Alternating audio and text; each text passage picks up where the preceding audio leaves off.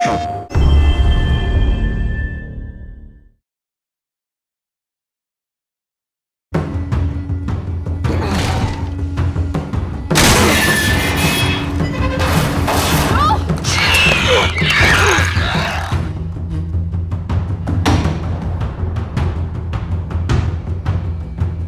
the game, you need to have enough action for a mastery of mechanics, so you could connect with the characters. With the show, every action sequence, our approach was, how do we make it character-driven? Something needs to happen with the characters. It can't be purely about spectacle. We would appreciate the action moments more if they were each unique, separate and apart from each other, each one of them impacting the story directly in a very clear way.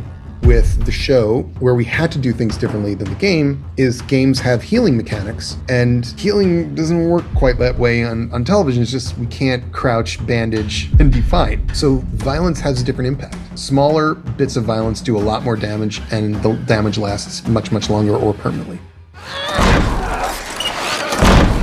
When we started working on the game, I remember we would have these conversations about what's the antagonist in the story? How do we differentiate ourselves from zombies? Because there have been a lot of zombie movies, a lot of zombie games. So we had so much concept art.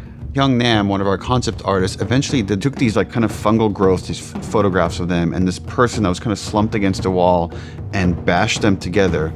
And I was like, oh, there's something there. It would grow into your brain and split your head open. That's eventually we got the look of the clicker.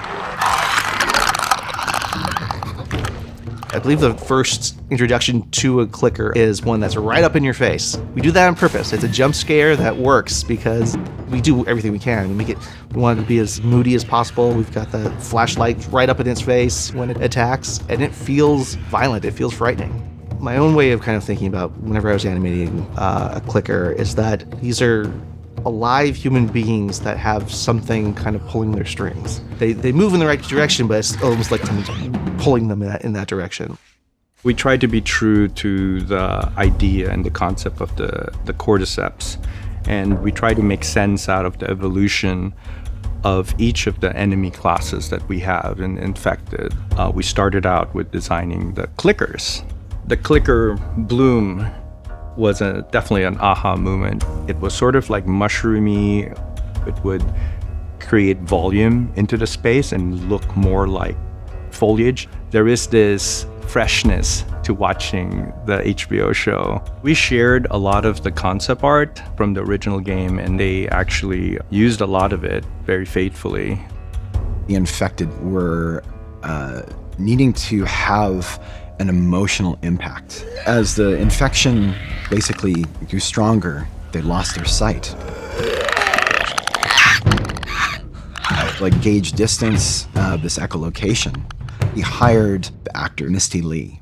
She did this back of the throat, kind of like dolphin sound. We stopped her and we were like, can you keep doing that? How long can you do that? Once Misty did her thing, then we had to figure out what we were going to do for a male clicker. And for whatever reason, I found out that I could do the same sound. I think I surprised myself. We treated these sounds like dialogue of a character. How do we get through those stages of, unaware to aware to searching to attacking, and then, of course, dying. For an action sequence, we would almost never put that in a cutscene in the game because it'd be like, oh, I want to play that. Those are the parts we want to give the control to the player and say, deal with the situation. With the show, it was a lot about restraint. To often when something is horrific like this, it's scarier when you don't see it. So let's hold off and not show it for as long as possible. And then when we do show it, let's make sure it's kind of in a setting where the characters don't get like a clear eye line to it, or when we see it, it's very fast, very quick. We're gonna see a glimpse of them, or you're gonna see them a reflection in the glass. And it's scarier, especially in that medium, to see the fear in the character's eyes. So a lot of the direction, as far as where you put the camera, is let's show the character's fear as much as possible, even more so than the thing that's chasing them.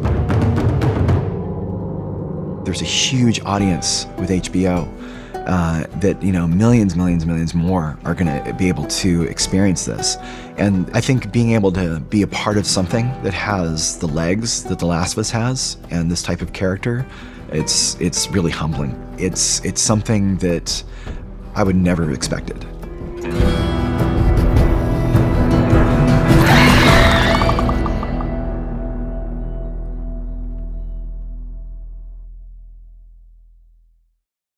PlayStation